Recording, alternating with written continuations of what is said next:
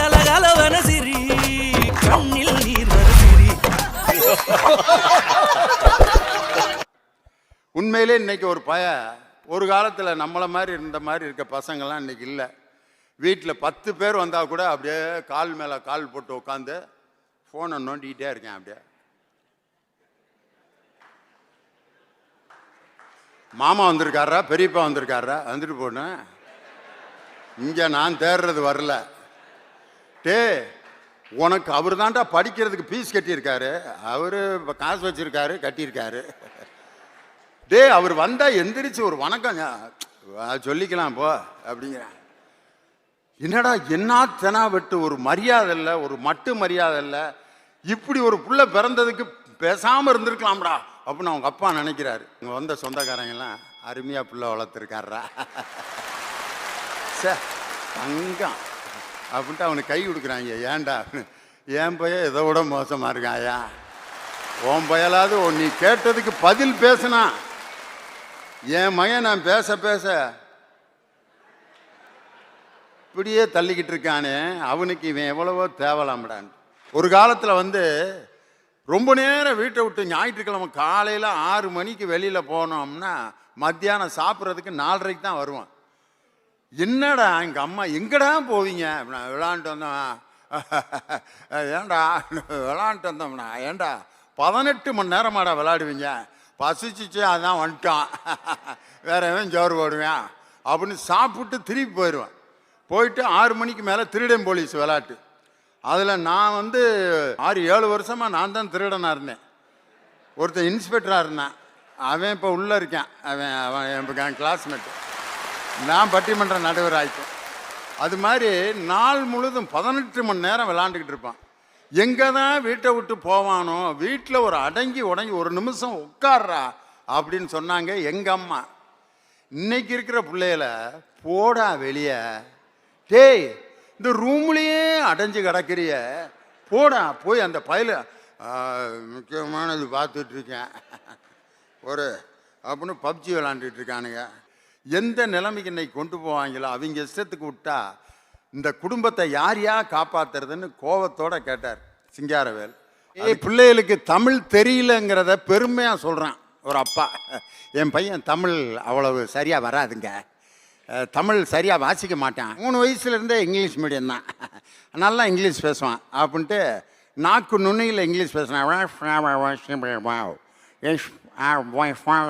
அவங்க அப்பா எப்படி பேசுகிறான் பாருங்க. என் பிள்ளை தாய்மொழி தெரியாது என்பதை பெருமையாக பேசி கொண்டிருக்கக்கூடிய ஒரு தாய் தகப்பன் இன்னைக்கு அந்த பிள்ளைகளை காமிச்சு பெருமைப்படுறான். ஆனால் நம்ம பாரத பிரதமர் நரேந்திர மோடி அவர்கள் ஐஐடியில் பேசும்போது பிரதமர் என்ன பேசினார் பார்த்தீங்களா? I enjoyed the good breakfast, Tamil breakfast. எது? இட்லி வடை தோசை சாம்பார். இட்லி வடை தோசை சாம்பாரை சாப்பிட்டே தமிழ் மேலே இவ்வளோ பிரியம் வந்துருச்சு. நல்ல பழைய கஞ்சி தயிரை ஊற்றி ஒரு 5 பச்சை வெங்காயத்தை கையில் கொடுத்து சாப்பிட விட்டுருந்தா இன்னைக்கே தமிழ் மொழியை ஆட்சி மொழியாக பிரதமர் மாற்றிடுவாரியா. பிரதமருக்கு தெரியுது நம்ம நாட்டோட மொழியினுடைய முக்கியத்துவம், நம்ம பிள்ளைகளுக்கு தெரிய மாட்டேங்குது. நம்ம பிள்ளைகளுக்கு தமிழ் தெரியலன்னு ஒரு அப்பன் பெருமையாக பேசுறது எப்படியா நியாயம்? இன்னைக்கு பிள்ளைய எப்படி இப்படி மாறினான்னே கண்டுபிடிக்க முடியல. அவன் ஹேர் ஸ்டைல்லாம் எப்படா இப்படி மாற்றினாங்க? இந்த பக்கம் பூரா வெட்டிட்டு நடுவில் மட்டும் இப்படியே வச்சுட்டு வர்றேன். அவங்க அப்பா பார்க்குறாரு, என்னடா அது ஸ்டைல்ப்பா, எவ்வளோடா கொடுத்து வெட்டினேன்னா 13,500 கொடுத்து வெட்டியிருக்கேன். அதை அவங்க அப்பாவோட சம்பளமே 20,000 ரூபா தான். தலையில் நடுவில் மட்டும் இங்கே அப்படியே கோடு மாதிரி இப்படியே கேள்விக்குறி, கோடு, ஆச்சரியக்குறி எல்லாம் வச்சு வெட்டுறேன். ஒரு பையன் இது பூரா வெட்டிட்டு இந்த பக்கம் மட்டும் ஃபுல்லாக அப்படியே வளர்த்துட்டு வர்றேன். ஏண்டான்னா அது வளர்த்துக்கிட்டு இருக்கான், வேலையா பாரியா அப்படிங்கிறான். பின்னாடி ரப்பர் பேண்டு போட்டு இப்படி ரைட் சைடு தொங்க விட்டுருக்கான் சடையை. யார்றானா ஆம்பளை. இவனுங்களை என்னையா செய்கிறது? இவங்களுக்கு ஒரு குரூப்பே ஒரு பாட்டு வேற போட்டிருக்காங்க. இப்போ கானா பாட்டு. அந்த பாட்டை பார்த்தீங்கன்னா, கும்பலாக சுத்துவான் கும்பலாக சுத்துவோம் நாங்கள் ஐயோ அம்மானு கத்துவோம். ஏண்டா கத்துனேன்னு கேட்டா தான் வாயில தான் குத்துவோம். கும்பலாக சுத்துவோம் நாங்கள் ஐயோ அம்மானு கத்துவோம். ஏண்டா கத்துனேன்னு கேட்டா தான் வாயில தான் குத்துவோம். எங்கள் பிள்ளைங்க ரொம்பங்க நல்ல பொங்க, எங்கள் பிள்ளைங்க ரொம்ப பயங்கரம் அப்படிங்கிறான். புள்ளிங்கோ பயங்கரமா, புள்ளிங்கோ பயங்கரங்கிற வார்த்தையை இன்னைக்கு சாதாரணமாக யூஸ் பண்ணுறான். டே அந்த ஹோட்டலில் சாப்பிட்டியா எப்படா பயங்கரமாக இருந்துச்சு அப்படிங்கிறான். என்னடா அப்படியே ஆட்டை பச்சையாக வச்சாங்களா அப்படின்னு கேட்டால் நல்லா இருக்குங்கிறத பயங்கரங்கிறேன். வெறித்தனங்கிற வார்த்தை, வெறிங்கிறது என்னன்னா அளவு கடந்த கோபத்தை தான் வெறியுமா. நாய்க்கு வெறி பிடிச்சிருச்சு அப்படிங்கிறது தான். அப்படியா நாய்க்கு வெறி பிடிச்சிருச்சா, ரொம்ப சந்தோஷம். எங்கள் அப்பாவுக்கும் வெறி பிடிச்சிருச்சு. அப்படியா அப்பாவுக்கும் பிடிச்சிருச்சா, அப்போ நல்லா கடிப்பார் எல்லாத்தையும் அப்படின்ட்டு யாராவது சந்தோஷப்படுவோமா? ஆனால் இன்னைக்கு வெறித்தனங்கிறது ஒரு அழகான வார்த்தையாக மாறிடுச்சு. எதை வச்சு சொல்கிறாங்கன்னா, அந்த கவிஞர் சொல்கிறாரு, மனிதனுக்கு முன்னேற வேண்டும் என்ற மனதில் வெறி இருக்கணும். அந்த வெறித்தனம் இருந்தால் தான் அவன் வாழ்க்கையில் முன்னேற முடியும்னு சொல்லிட்டு எங்கள் நெஞ்சுக்குள்ள கொட்டிக்கிட்டு இருக்கான் நம்ம சொன்னால் வெறித்தனம் அப்படின்னு பாட்டு. பயங்கரம், வெறித்தனம் அதெல்லாம் இன்னைக்கு ஃபேஷனாக மாறிடுச்சு. அதுக்கு தகுந்த மாதிரி நீங்கள் ஏன் மாறக்கூடாது? நீ அந்த காலத்திலேயே இருக்க மாதிரி பிள்ளைங்க இருக்கணும்னு எப்படி நீ விரும்பலாம் அப்படின்னு கேட்குறாங்க. ரைட்டு, எந்த இடத்துல முடிவுக்கு வரணும்? நான் சின்ன பையனாக இருக்கப்போ எங்கள் அப்பா மிலிட்ரியில் இருந்ததுனால என்சிசியில் சேர்த்து விட்டார். என்சிசி காலையில் 5:30க்கெல்லாம் பெரேடுக்கு கூட்டி போவாங்க. ஒரு நாள் 5:30க்கு போகாமல் 5:45 போயிட்டேன். எங்கள் என்சிசி ஆஃபீஸர், லேட் கிரவுண்டு 5 தடவை சுத்து மேன், கோ 5 ரவுண்ட்ஸ் அப்படின்னாரு. நான் ஒரு ரவுண்டு சுற்றிட்டு அப்படியே ஸ்கூல் செவரேறி குதித்து வீட்டுக்கு வந்துட்டேன். நான் என்சிசி ட்ரெஸ்ஸோடு எங்கள் அப்பா, எங்கடா பெரேடு ரவுண்ட் அடிக்க சொன்னாங்க, வீட்டுக்கு வந்துட்டேன்ப்பா. ஏன்டா என்னப்பா அதில் எல்லாம் மனுஷன் இருப்பானா? நீங்கள் இருந்தீங்க மிலிட்ரியில், என்னால் இருக்க முடியலப்பா. பக்கத்தில் கோயிலில் பாட்டு போட்டுக்கிட்டு இருந்தாங்க, கேட்க வந்துட்டேன்ப்பா தவி குதிச்சு. அப்போ சொன்னார் எங்கள் அப்பா, என்சிசியில் நீ இல்லாமல் உருப்பிட மாட்டடா அப்படின்னாரு. ஆனால் நான் மேடையில் பாடும்போது எங்கள் அப்பா மேடையில் வந்து கட்டி பிடிச்சி முத்தம் கொடுத்தார். அன்னைக்கு என்சிசிக்கு தான் நீ போகணும்னு சொல்லியிருந்தாருன்னா லியோனி இன்னைக்கு மேடையில் பாடுறதுக்கும் பேசுகிறதுக்கும் கிடச்சிருக்க மாட்டேயா. சில பேர் எப்பயுமே சத்தமாக பேசிகிட்டு இருப்பாங்க. எனக்கு திண்டுக்கல்ல ஒரு அதிகாரி இருந்தார், கல்வி அதிகாரி. அவர் ஆஃபீஸில் இருக்காருங்கிறது ஒரு 4 கட்டடத்துக்கு பக்கத்தில் இருக்க ஆஃபீஸ்லாம் கேட்கேன். லீவ் எடுத்துகிட்டு உன்னை எத்தனை நாள் இங்கே இருக்க சொன்னது, அந்த ஃபைல் எடுத்துகிட்டு வாயா முனியாண்டே, முனியாண்டே அப்படிம்பாரு. பெரிய அதிகாரி அவர் அங்கே இருக்காருங்கிறது 15 கட்டடத்துக்கு கேட்கும். ரயில்வே ஸ்டேஷனில் ஒரு நாள் உட்காந்து பேசிகிட்டு இருக்காரு. எல்லாம் முடிவு பண்ணிட்டேன், நம்ம அதிகாரி உட்காந்துருக்காரு போல இருக்குது ட்ரெயினுக்கு, பிளாட்பாரத்துக்கே அம்புட்டு பேத்துக்கும் சொல்லிக்கிட்டு இருக்காருன்ட்டு. ஆனால் இன்றைக்கி செல்ஃபோன் வந்த பிறகு இந்த மாதிரி விஷயங்களை ரொம்ப கவனமாக பேச வேண்டியிருக்கு. அன்றைக்கி ஒருத்தன் பஸ்ஸில் உட்காந்து பேசிகிட்டு இருக்கேன். ஆமாப்பா, சொல்லு, என் வீடு தானே தெரியாதா, பிள்ளையார் கோயிலுக்கு எதிர்த்தாப்புல என் பேர் போட்டு எழுதியிருக்கேன், தங்கவேலு வட்டாட்சியர் அலுவலகம் அப்படின்னு எழுதியிருக்கேன். வீட்டில் என் வீட்டுக்காரம்மா கல்யாணத்துக்கு போயிடுச்சு, என் மக 18 வயசு பிள்ளை வீட்டில் தனியாக தான் இருக்கு. எங்கே பஸ்ஸில் உட்காந்து கத்திக்கிட்டு இருக்கேன். பீரோ சாவியை பிள்ளையார் படத்தில் மாட்டியிருக்கேன், நீ போய் கேட்டீங்கன்னா 50 ரூபா எடுத்து கொடுப்பேன், வாங்கிட்டு வந்துடு. பீரோ சாவியை பிள்ளையார் படத்தில் மாட்டியிருக்கேன்ட்டு 60 பேர் உட்காந்துருக்க பஸ்ஸில் பேசிகிட்டு இருக்கேன். பிள்ளையார் படத்தில் மாட்டியிருக்கேன், நீ போய் கேளு, என் மக தனியாக தாயா இருக்க, நீ போய் கதவை தட்டு திறக்க. அதை கேட்டுக்கிட்டு இருக்கேன். எல்லோரும் ஒரே மனநிலையில் இருப்பேன். ஆக நம்மளை கூப்பிட்டு சொல்கிறானப்பா, வீட்டில் போய் எல்லாத்தையும் எடுத்துகிட்டு போ. அது எடுத்துகிட்டு போன்னு சொல்கிறத விட வீட்டில் 18 வயசு பிள்ளை தனியாக இருக்குன்னு வேறு சொல்கிறானே அப்படின்ட்டு 2 பேர் பிளான் பண்ணிட்டேன். மாப்பிள்ளை பீரோவை நீ பார்த்துக்க, பிள்ளைய நான் பார்த்துக்கிறேன் அப்படின்ட்டு 2 பேர் கிளம்பிட்டானுங்க. எந்த விஷயத்த சத்தமாக பேசணும், எந்த விஷயத்த மெதுவாக பேசணும் தெரிய மாட்டேங்குது நிறைய பேருக்கு. ஒரு கல்யாண வீட்டில் வாழ்த்துறை வழங்குறப்ப சத்தம் போட்டு பேசிகிட்டு இருக்கக்கூடாது. பொண்ணு மாப்பிள்ளை உட்காந்துருக்குது, இந்த மணமக்களை நான் எதற்காக வாழ்த்துகிறேன் என்று பார்க்கிற பொழுது அப்படின்னு, வேணாமடா இவனை முதல்ல உட்கார சொல்கிறா. ஏன்டா இப்போ தான் ஊட்டிக்கு டிக்கெட் புக் பண்ணியிருக்கேன், இவன் என்னமோ மிரட்டினா இந்த பிள்ளையை நான் எப்படி தொடுறது எப்படி ரூமை போட்டு நான் தங்குறது, யாரா இவனை கூட்டு வந்தது, எல்லா இடத்துலையும் ஒரே மாதிரி தான் இருப்பாங்க போல இருக்கு அப்படின்ட்டு. அவன் மனைவிக்கிட்ட லவ் பண்ணுறப்ப கூட அப்படி தான் பேசுவான். ஒன்னே நான் 11 மணிக்கு வந்து மல்லிகைப்பூ அல்வா வாங்கிட்டு வந்து தர்றேன், நைட்டு 1:30 கத்திக்கிட்டு இருக்கேன் வீட்டில் பக்கத்தில் இருக்கேன். ஏன்டா அல்வா மல்லிகைப்பூவையும் பேசுகிறதுக்கு 1:30 மணிக்கு இப்படியாடா பேசுவேன் அப்படின்னு. அந்த இடத்துல மெதுவாக பேசினேன். காதலிக்கிட்ட மனைவிக்கிட்ட ரகசியமாக தனிப்பட்ட கருத்தை சொல்கிறப்ப அமைதியாக பேசுகிறேன். அதாவது உன்னை பார்த்தாலே எப்படி இப்படி இருக்க, இந்த ப்ளூ கலர் சேலை உனக்கு இருக்க, உனக்கு மாதிரி இப்படிலாம் யாருக்குமே அழகாக இருக்காது. இதை வந்து மெதுவாக தான் சொல்லணும். அதை விட்டு இந்த ப்ளூ கலர் சேலை உனக்கு எப்படி இருக்குது தெரியுமா, அப்படியே நான் என்னத்தை சொல்கிறது, நீ அன்னைக்கு ஒரு சிவப்பு கலர் சேலை கட்டியிருந்த ரோட்லேயே ஒன்றிய அப்படின்னாக்கா பக்கத்தில் இருக்காங்க கிறுக்கு பயிலுக குடும்பம் நடத்திக்கிட்டு இருப்பான் போல இருக்கு, ரோட்டில் நின்று இப்படி சத்தம் போட்டுக்கிட்டு இருக்கான்ட்டு. இரங்கல் உரை, ஒரு ஆள் செத்து போயிட்டேன், அவனுக்கு இரங்கல் தீர்மானம் வாசிக்கணும். எப்படி வாசிக்கணும், அண்ணன் அவர்கள் மிக சிறந்த ஒரு பேச்சாளர், எழுத்தாளர், இந்த ஊருக்கே அவர் மிக நல்ல காரியங்களை செய்தார், அவருடைய இழப்பு என்பது இந்த ஊருக்கு ஒரு மிகப்பெரிய ஈடு செய்ய முடியாத இழப்பு, அவரை இழந்து வாடுகின்ற குடும்பத்திற்கு என்னுடைய ஆழ்ந்த அஞ்சலியை நான் தெரிவித்துக் கொள்வதில் இப்படித்தான் பேசினேன். அதை விட்டுவிட்டு அண்ணன் அவர்கள் ஏன் செத்து போனார்கள், அவர்கள் இறந்ததற்கு பல காரணங்கள் இருக்கின்றன, அவர் வாழ்ந்த செத்தவன் எந்திரிச்சு வந்து போனான்டா, ஏன்டா இப்படி கத்திக்கிட்டு இருக்கான்ட்டு. இரங்கல் தீர்மானம், இரங்கல் உரை, திருமணத்தில் வாழ்த்துறை, அதுக்கு ஒரு குரல் இருக்கு. அமைதியாக ரகசியமாக சொல்ல வேண்டிய விஷயம் இருக்கு. எல்லாத்தையும் ஒரே மாதிரி நம்ம பேச முடியாது. இன்னைக்கு பார்த்தீங்கன்னா வசதிகள் எக்கச்சக்கம். ரோட்டில் இளந்த பழம் விற்கிற கிழவி கூட மொபைல் ஃபோன் வச்சிருக்கு, அழுக்கு சீலையில் இப்படி சுற்றி வச்சிருக்கு. இளந்த பழம் பாதி விற்றுக்கிட்டு இருக்கிறப்பே ஃபோனில் பேசுது, இன்னும் 3/4 கிலோ பழம் இருக்கு, விற்றுட்டு வாரேன், ஒரு அரைப்படி அரிசி சோறாக்கி வை. எது அந்த கிழவி, இளந்த பழம் விற்கிற கிழவி மொபைலில் பேசுது. அந்த அளவுக்கு இன்னைக்கு வசதி வாய்ப்புகள் வந்துருச்சு. ஆனால் இன்னைக்கு பெரிய ஆளுங்க சில பேர் 3 ஃபோன் வச்சுருப்பான், பார்த்துருங்களா? எதுக்கு வச்சுருக்கானே தெரில.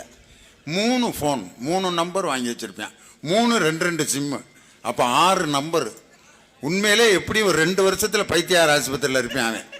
6 நம்பர் வச்சுருந்தான்னா விளங்குறதுக்காக 3 ஃபோனை காலையில் எடுத்து மேஜை மேலே வச்சுட்டு, ஞாயிற்றுக்கிழமை காலையில் இட்லி மட்டன் குழம்பு வீட்டில் எப்படி இருக்கு, ஞாயிற்றுக்கிழமை காலையில் இட்லி சுட சுட மட்டன் குழம்பு தண்ணியா. அங்கே ஒருத்தருக்கு வாயே ஊறிடுச்சு, ஏன் சார் இப்போ போய் ஞாபகப்படுத்துறீங்க, சாப்பிடாம வந்திருக்கேங்கிற மாதிரி இருக்கு அவருடைய ஃபேஸை பார்த்தா. நாளைக்கு ஞாயிற்றுக்கிழமை, அதனால தான் இன்னைக்கு உங்களுக்கு அதுக்கு தட்டேற்றி விடுறேன். நாளைக்கு காலை, அது ஞாயிற்றுக்கிழமை காலையில் உட்காந்து 3 ஃபோனை வச்சுக்கிட்டு மட்டன் குழம்பை ஊற்றி இட்லியை தொட்டு இப்படி மட்டனில் தொட்டு அப்படி வாய்க்கிட்ட கொண்டு போகிறாரு. ஒரு ஃபோனில் மணி அடிக்குது, எடுத்தேன். இன்னும் வாய்க்கு போகல, இட்லி இங்கே தான் இருக்கு. எப்ப நல்லா தானே இருந்தாரு, முடிஞ்சா? நல்லா இருக்கவர் தான் சாக முடியும், பின்ன செத்தவனே இன்னொரு தடவை சாக முடியுமா? நீங்க கேட்குற கேள்வி பாரு, நல்லா தானே இருந்தாரு, முடிஞ்சா? ஏன் சுகரு ஏறிக்கிச்சா? என்ன சாப்பிட்டாரு? இட்லியும் மட்டன் குழம்பு. இட்லியும் மட்டன் குழம்பா? அப்படியா? சாப்பிட்டு உட்காந்துருந்தாரு, கூட்டு போனாங்களா? அப்புறம் அடக்கம் 3 மணிக்கா? இருந்தாலும் இட்லி திம்பான்னு நினைக்கிறீங்க? அவனுக்கு சுகர் இருக்கு. இப்படியே வச்சுட்டான் இட்லியை. அந்த இட்லி அவனை அப்படியே பார்க்குது, விளங்குவியாடா நீயே, உன்னை யாரா இந்த ஃபோனை வச்சிருக்க சொன்னது? இந்த ஃபோன் இல்லாட்டி நிம்மதியாக தின்றுப்பான்ல. அந்த ஃபோனில் வந்த மெசேஜ் அவ்வளோதான் அவனை இந்த இட்லியை திங்க விடாமல். அதுக்கப்புறம் அப்படியே போகிறேன் டெத்துக்கு, மாலையை வாங்கிட்டு இப்படியே போகிறாங்க. அந்த மாலையை போட்டுட்டு இப்படியே உட்காந்துருக்கேன். அங்கே போய் சும்மா இருப்பான்னு நினைக்கிறீங்க? அந்த டெத்து ஆனவன் அப்படியே உட்காந்துருப்பேன், அவன் கையை பிடிச்சிட்டு, இறந்துட்டாரா? ஆமாம். எத்தனை மணிக்கு? 4:30. 4:30? ஏன் 5:30க்குனா எழுப்பி விட்டுருவியா அவரை? அவன் இறந்த நேரத்தை கேட்டு என்னத்தை சாதிக்க போகிற? 4:30? சரி சரி சரி. எப்படா இறந்தாரு? எதுக்கு கேட்குற? செத்து முடிஞ்சிருச்சு கதை. எப்படி இறந்தாருன்னு இந்த கிறுக்கன்னு சொல்லிக்கிட்டு இருக்கேன். காலைல 5 மணிக்கு மாமா நெஞ்சு வலிக்குன்னாரு. பக்கத்து தெருவில் இருக்க டாக்டர்கிட்ட கூட்டிகிட்டு போனோம். அவர் திருச்சிக்கு கூட்டி போய் சொல்லிட்டாரு. திருச்சிக்கு போகிற வழியில் கீரனூர்கிட்டயே, கீரனூர்லேயேவா, அதுக்கு இவன் எதுக்கு திருச்சிக்கு எடுத்துகிட்டு போனீங்க? புதுக்கோட்டையில் பக்கத்து தெருவில் ஒரு டாக்டர் இருக்கார்ல, அவர்கிட்ட கொண்டு போயிருக்கலாம்ல அப்படின்னா. என்னடா அது, நம்ம தான் ஏதோ திருச்சி கொண்டு போய் சாகடிச்சிட்ட மாதிரி இல்லை சொல்லிக்கிட்டு இருக்கேன் அப்படின்ட்டு. அடுத்து ஒருத்தன் வந்து மாலையை போட்டு அவர் கையை பிடிச்சி, மாமா இறந்துட்டாரா? ஆமாம். எப்படி இறந்துட்டாரு கேட்குறேன். இவன் திருப்பி மோலேருந்து வர்றேன். 5 மணிக்கு நெஞ்சை பிடிச்சிட்டு வலிக்குதுன்னாரு. பக்கத்து தெருவில் இருக்க டாக்டர்கிட்ட கூட்டிகிட்டு போனேன். அவர் திருச்சி கூட்டு போய் சொல்லிட்டாரு. அதுக்கு இவன் திருச்சிக்கு எதுக்கு கூட்டி போனேன்? பக்கத்திலே ஒரு டாக்டர் இருக்காரு, அவர்கிட்ட கூட்டு போயிரு. என்னடா இப்படி சொன்னா அப்படிங்கிறேன், அப்படி சொன்னா இப்படிங்கிறாங்க. அடுத்து வர்றவன்ட்ட என்ன சொல்லியிருப்பான்னு நினைக்கிறீங்க நீங்கள்? எப்படி இறந்தாரு? 5 மணிக்கு நெஞ்சு வலிக்குதுன்னாரியா. பக்கத்து டாக்டர்கிட்ட கூட்டிகிட்டு போனேன். அவர் திருச்சிக்கு வேணாம் மெட்ராஸுக்கு கூட்டி போன்ட்டாரு. அப்படின்னா மெட்ராஸுக்கு எதுக்கு கூட்டு போகிற? பேசாமல் வீட்டில் வச்சுருந்தா அவர் வாட்டுக்கு நிம்மதியாக இறந்துருப்பார். நெஞ்சு வலிக்குதுன்னவரை எதுக்கு பக்கத்து தெருவுக்கு கூட்டி போய் திருச்சிக்கு கூட்டு போய் சென்னை அது. அடுத்து ஒருத்தன் வந்தேன். எப்படி இறந்தார்? உடனே எழுப்பி நீயே கேட்டுக்க அவர்கிட்ட. அவர் எப்படி சொல்லுவார் தெரியுதில்ல? போடா, வந்தால் மாலையை வச்சுட்டு போங்கடா. எப்படி செத்தாருன்னு இதை விளக்கம் கேட்டு என்ன சாதிக்க போற? தேவையில்லாத கேள்விக, தேவையில்லாத பதில். ஏதோ பெரிய பணக்காரங்க எல்லாரும் சந்தோஷமா இருக்காங்க நம்ம நினைச்சிட்டு இருக்கான். இந்தியாவிலேயே பெரிய பணக்காரர் ஒரு நாளைக்கு 20 கோடி, ஒரு நாளைக்கு 20 கோடி சம்பாதிக்கிறார். அவர் என்ன சாப்பிட்றாருன்னு பேப்பர்ல போட்டிருக்கான். இந்தியாவின் மிகச்சிறந்த பணக்காரர்களில் ஒருவர் உண்ணும் உணவு என்ன சாப்பிட்றாரு தெரியுமா? காலையில் 2 சப்பாத்தி உப்பே இல்லாமல், வெறும் பருப்பு. 11 மணிக்கு 1 டம்ளர் பால் சர்க்கரை இல்லாமல். மத்தியானம் 1 கப் கஞ்சி ஊறுகாய். 3 மணிக்கு 1 டம்ளர் பால் அவித்த சுண்டல் உப்பில்லாமல். இரவு 2 சப்பாத்தி 1 வாழைப்பழம். ஒரு நாளைக்கு 20 கோடி சம்பாரிச்சிட்டு 30 ரூபாய்க்கு தான் திங்கிறான். இவனுக்கு பேர் பணக்காரனா? உலகத்திலே கேடுகட்ட பிச்சைக்காரன் யாருன்னா இவன் தான். ஆனா கஷ்டப்பட்டு புதுக்கோட்டை பஸ் ஸ்டாண்ட்ல மூட்டை தூக்கி உழைச்ச ஒருத்தன் புதுக்கோட்டையில் அந்த கடையில் ஒரு புரோட்டா கடையில் உட்காந்து 4 புரோட்டாவை பிச்சு போட்டு முட்டை மாசு 2 வாங்கி அப்படி பிணைஞ்சு அந்த இலையில கடைசி அப்படி வலிச்சு ஒரு இழுப்பான் பாருங்க. அவன் அடையிற சந்தோஷத்தை லட்ச ரூபா கொடுத்தாலும் எவனாவது அடைய முடியுமா? என்னடா காசு கேட்டாங்க. இன்னைக்கும் பாருங்க, இந்தியாவில் நம்ம எல்லாரும் ஒன்றா மண்ணா தான் வாழ்ந்துக்கிட்டு இருக்கோம். நான் சின்ன பையனாக இருக்கும்போது காணா போய் எங்கள் திண்டுக்கல்ல இருக்க சூசியப்பூர் கோயிலில் திருவிழா நடந்துகிட்டு இருக்கு. காணா போயிட்டேன். எங்கள் அம்மா, ஏங்க லியோனியா காணாங்க அப்படின்னு. எங்கள் அப்பா, போயிட்டு போகிறேன். ஏன்னா எங்கள் வீட்டில் 10 பிள்ளைய, ஒருத்தன் போனால் மீதி 9 பேர் இருக்காங்க. விடு இப்போ என்ன அப்படின்னு. ஏங்க போங்க லியோனிங்க 3வது பிள்ளை வருந்துருவேன் போடி அப்படின்னு திட்டுறாரு எங்கள் அப்பா. போங்கன்னு சொல்லி கஷ்டப்பட்டு எங்கள் அப்பா அனுப்புன பிறகு எங்கள் அப்பா தேடிட்டு வந்தார். அப்போ திண்டுக்கல் சர்ச்சில் அப்படி திருவிழாவுக்கு பாட்டெலாம் போட்டுக்கிட்டு இருக்காங்க. கிறிஸ்தவ பாட்டாக போடுறாங்க. எந்த காலத்திலும் எந்த நேரத்திலும் நன்றியால் உம்மை நான் துதிப்பேன். இயேசுவே உம்மை நான் துதிப்பேன் துதிப்பேன், எந்த வேளையிலும் துதிப்பேன். ஆதியும் நீரே அந்தமும் நீரே, ஜோதியும் நீரே என் சொந்தமும் நீரே. எந்த காலத்திலும் எந்த நேரத்திலும். சர்ச்சில் ஓடிக்கிட்டு இருக்கு பாட்டு. நான் எங்கே போய் உட்காந்துருந்தேன் தெரியுமா? விநாயகர் கோயிலில் முறியும் பாட்டு ரெக்கார்டில் போட்டுக்கிட்டு இருக்காங்க மைசெட்டுக்காரன். அங்கே போய் உட்காந்து நான் என்ன பாட்டு கேட்டுக்கிட்டு இருக்கேன் தெரியுமா? அழகென்ற சொல்லுக்கு முருகா உந்தன் அருளன்றி உலகிலே பொருளேது முருகா. அழகென்ற சொல்லுக்கு முருகா சுடராக வந்தவேல் முருகா கொடும் சூரனை போரிலே வென்றவேல் முருகா கனிக்காக மனம் நொந்த முருகா ஞான பழத்திற்கு பழமான செல்வமே முருகா அழகென்ற சொல்லுக்கு முருகா. சர்ச்சில் அடுத்த பாட்டு போடுறான். தேனினி மயிலும் இயேசுவின் நாமம் திவ்ய மதுரமாமே அதை தேடியே நாடி ஓடியே வருவீர் திருச்சபையானோரே. தேனினி மயிலும் இயேசுவின் நாமம் திவ்ய மதுரமாமே.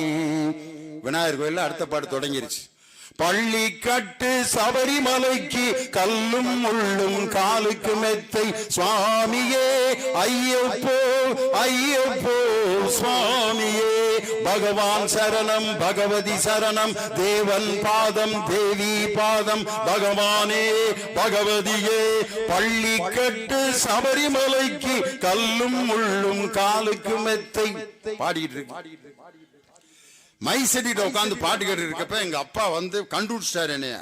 ஏண்டா சர்ச்சில் திருவிழா நடந்துட்டு இருக்கு, மை செட்டு போடுற இடத்துல இங்க வந்து உட்காந்துருக்கியான்னு ஓங்கி அடிச்சு. அப்ப எங்க அப்பா கோபத்தில் ஒரு வாக்கியம் சொன்னாரு. மை செட்டு போடுற இடத்துல உட்காந்துருக்க ராஸ்கால், வாழ்நாள் முழுவதும் பாடுறா நீ மைக்கிட்டே கிடந்தாண்டா சாக போறன்னாரு. எங்க அப்பா விட்ட சாவம் ஒரு நாளைக்கு 3 மணி நேரம் மைக்கிட்டே தான் இருக்கேன். பெத்த தகப்பன் விட்ட சாபம் கூட லியோனிக்கு வரமா மாறிச்சு. அதான் எங்க அப்பா இந்து கோயில்ல உட்காந்து முரியம் பாட்டை கேட்டதுக்கு என்னை அடிக்கல. அதே மாதிரி முகமது பின் துக்ளக்னு ஒரு படம், மரியாதைக்குரிய துக்ளக் ஆசிரியர் சோ அவர்கள் தயாரித்து டைரக்ட் பண்ண படம் முகமது பின் துக்ளக். அந்த படத்துக்கு டைட்டில் சாங் பாடணும். அருமையான பாட்டை கண்ணதாசன் எழுதிட்டாரு. அந்த பாட்டை வந்து முகமது ரஃபின்னு ஒரு பாடகர், ஹிந்தி பாடகர் பாடினா தான் நல்லா இருக்கும்னு முகமது ரஃபியை கூப்பிடுறதுக்கு ஆள்லாம் போயிடுச்சு. ஃப்ளைட் எடுத்துக்கிட்டு ஃப்ளைட்டில் போய் பாம்பேல போய் முகமது ரஃபியா முகமது பின் துக்ளக் படத்தில் டைட்டில் சாங் நீங்கள் தான் பாடணும். அவர் அந்த நேரத்தில் அவருக்கு ஃபீவர் 1 வாரம் ஆகும் அப்படின்னு சொன்னோன்னே அதுக்கு மியூசிக் போட்ட MS விஸ்வநாதன் அந்த பாட்டை எப்படி இருக்குன்னு பாடி காட்டுங்கன்னு இருக்காரு. அந்த டைரக்டர் ஷோ உட்காந்து கேட்குறாரு. MS விஸ்வநாதன் அந்த பாட்டை பாடினார். அந்த முகமது பின் துக்ளக்கில் இருக்கக்கூடிய டைட்டில் சாங் அருமையான இஸ்லாமிய பாட்டு, இஸ்லாமிய பெருமக்களுக்கு எல்லாத்துக்கும் பிடிச்ச பாட்டு அது. அதை MS விஸ்வநாதன் இவ்வளவு பெரிய விபூதி இவ்வளவு பெரிய குங்குமம் போட்டு வச்சிருக்காரு. ஒரு இந்து மதத்தில் ரொம்ப தீவிரமான பற்று உள்ள MS விஸ்வநாதன் அந்த இஸ்லாமிய பாட்டை எப்படி பாடினார் தெரியுமா? அல்லாஹு அக்பர் அல்லாஹு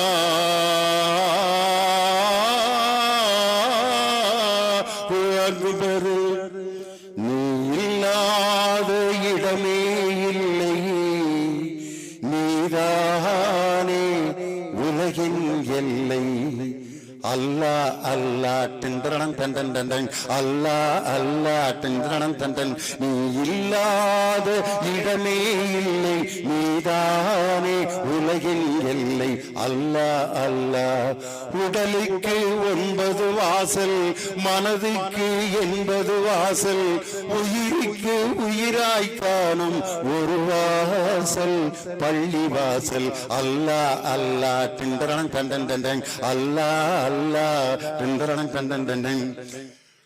மனம் வெளுக்க நீதான் உண்டு நிறம் வெளுக்க யார்தான் உண்டு மனம் வெளுக்க நீதான் உண்டு நாயகமே உன் வேதம் உண்டு. அல்லாஹ் அல்லாஹ். உடனே சொன்னாரு, முகமது ரஃபி இந்த பாட்டை பாட வேணாம், நீங்க பாடியே இந்த பாட்டு டைட்டில் சாங்கா வரட்டும் அப்படின்னார். ஒரு இந்து மதத்தை சேர்ந்த MS விஸ்வநாதன் அந்த இஸ்லாமிய பாடலை பாடி இன்னைக்கு வரைக்கும் அந்த பாட்டு தேனாக நம்ம காதுல ஒழிச்சுக்கிட்டு இருக்கு. இன்னைக்கு இப்படிதான் நம்ம எல்லாம் வாழ்ந்துட்டு இருக்கோம். பாரத பிரதமர் ஆகஸ்ட் 15ஆம் தேதியும் ஜனவரி 26ஆம் தேதியும் ஒரு கொடி ஏத்துறாரு செங்கோட்டை. அந்த செங்கோட்டையில நின்று தான் கொடியேற்றுறார் பாரத பிரதமர் தேசிய கொடிய. அந்த செங்கோட்டையை கட்டியது யார் தெரியுமா? உஸ்தாத் என்ற இஸ்லாமிய மன்னன் கட்டிய அந்த கோட்டையின் மீது தான் தேசிய கொடியை இன்னைக்கு ஏற்றப்படுது. அதே மாதிரி ஜார்ஜ் கோட்டை, நம்ம சட்டமன்றம் நடந்துட்டு இருக்கு பாத்தீங்களா, ஜார்ஜ் கோட்டையில தான் முதலமைச்சர் தேசிய கொடியை ஏத்துறாரு சுதந்திர தினத்துக்கு. அந்த ஜார்ஜ் என்ற ஒரு ஆங்கில பிரபு கட்டிய கோட்டை, அவர் கிறிஸ்தவர். ஒரு கிறிஸ்தவர் கட்டிய கோட்டையில் தேசிய கொடி ஏற்றப்படுகிறது. ஒரு இஸ்லாமிய மன்னன் உஸ்தாத் என்ற மன்னன் கட்டிய கோட்டையில் தேசிய கொடி ஏற்றப்படுகிறதுனா, இந்துக்கள், இஸ்லாமியர்கள், கிறிஸ்தவர்கள் எல்லோரும் ஒன்றாக கலந்திருக்கிற ஒரு இடம் இந்த இந்தியா. அதில் எல்லோருக்கும் வாழ்வதற்கு உரிமை உண்டு என்பதை இந்த இந்தியன் என்ற அந்த பிரைடு இருக்கு பாத்தீங்களா, அந்த கனிந்த மனம் தானையா நம்மளையெல்லாம் வாழ வச்சுக்கிட்டு இருக்கு. மிகப்பெரிய ஒரு புயல் இந்தியா நம்ம சென்னையை தாக்குன நேரத்தில் நடந்த சம்பவம். ஒரு நிறை மாத கர்ப்பிணி, அந்த அம்மா முருக பக்தை, முருகான்னு மூச்சுக்கு 300 தடவை சாமி கும்பிடுற அம்மா. பிறந்தொன்ன தன்னுடைய குழந்தைக்கு செந்தில்குமார்னு பேர் வைக்கணும் அல்லது முருகதாசன் பேர் வைக்கணும்னு முடிவு பண்ணியிருந்தாங்க. ஆனா அந்த அம்மா அந்த புயல்ல சிக்கின நேரத்தில் அந்த அம்மாவை காப்பாற்ற முடியல, செத்துருவோம்னு அந்த அம்மா முடிவு பண்ணிருச்சு. உடனே ஒரு இளைஞன் ஓடி போய் உயிரை பணைய வைத்து தண்ணியில குதிச்சு அந்த அம்மாவை தலையில தூக்கிட்டு ஒரு இடத்துல வச்சு அந்த அம்மாவை ஆஸ்பத்திரி கூட்டு போய் அந்த அம்மா நிறை மாத கர்ப்பிணி ஒரு குழந்தைய பெத்தெடுத்தா. பிறந்த பிறகு செந்தில்குமார் முருகதாசன் பேர் வைக்கணும்னு சொன்ன அந்த முருக பக்தையான சகோதரி, இந்த குழந்தைக்கு நான் முருகன் பேர் வைக்கணும்னு நினைச்சேன், ஆனா நான் செத்திருப்பேன், என்னை காப்பாத்தினவன் யாரோ அந்த பையனுடைய பேரை நான் வைக்கணும், நான் கடவுள்கிட்ட வேண்டிட்டேன் அப்படின்னு புருஷன்ட்ட சொல்லியிருக்கா. அந்த காப்பாத்தின இளைஞனை கூட்டு வர்றாங்க. அவன் ஒரு இஸ்லாமிய இளைஞன், அவன் பேரு முகமது யூனுஸ். உடனே அந்த அம்மா சொல்லுச்சு, என் பிள்ளைக்கு முகமது யூனுஸ்ன்னு தான் நான் பேர் வைப்பேன்னு சொல்லி ஒரு முருக பக்தையாக இருக்கக்கூடிய ஒரு அம்மாவினுடைய அந்த நிறை மாத கர்ப்பிணியை காப்பாற்றிய அந்த கனிந்த மனம் இருக்கு பார்த்தீங்களா, அதுதான் இந்தியாவை இன்று வாழ வைத்துக் கொண்டிருக்கிறதே ஒழிய நாம் சம்பாதிக்கக்கூடிய பணமும் நாம் பாக்கெட்டில் வச்சிருக்கக்கூடிய பணமும் நினைச்ச நேரத்தில் நமக்கு செலவாகி போயிடும். அந்த பணம் நமக்கு மகிழ்ச்சியை தருவதில்லை, அது வெறும் அடையாளம். ஆனால் இந்த அடையாளங்கள் இஸ்லாமியர்களாக இந்துக்களாலும் கிறிஸ்தவர்களாலும் ஒரே பணத்தை தான் நம்ம பயன்படுத்துறோம். ஆனால் நாம் கும்பிடக்கூடிய மார்க்கம் வேற. பணத்தினுடைய பேரு ஒவ்வொரு நாட்டுக்கும் மாறிடும். அமெரிக்காவுக்கு போனா டாலர், இங்கிலாந்துக்கு போனா பவுண்டு, சிங்கப்பூருக்கு போனா துபாயில போனா திராம் அப்படின்னு ஒவ்வொன்றுக்கும் பேர் வரும். ஆனா எங்க போனாலும் என்னுடைய பெத்த தாய் லண்டன்ல இருந்தாலும் என்னை பெற்ற தாய் தான். உறவுகளும் அன்பும் கனிவும் மனமும் கனிவான இதயத்தையும் எந்த நாட்டில் போனாலும் எந்த மதத்தில் வாழ்ந்தாலும் யாரிடமிருந்து யாரும் பிரிக்க முடியாது. இந்த வீடியோ உங்களுக்கு பிடிச்சிருந்தா லைக் பண்ணுங்க, கமெண்ட் பண்ணுங்க, ஷேர் பண்ணுங்க. மறக்காம நம்ம சேனலை சப்ஸ்கிரைப் பண்ணிடுங்க. மீண்டும் ஒரு காணொளியில் சந்திப்போம். நன்றி நண்பர்களே.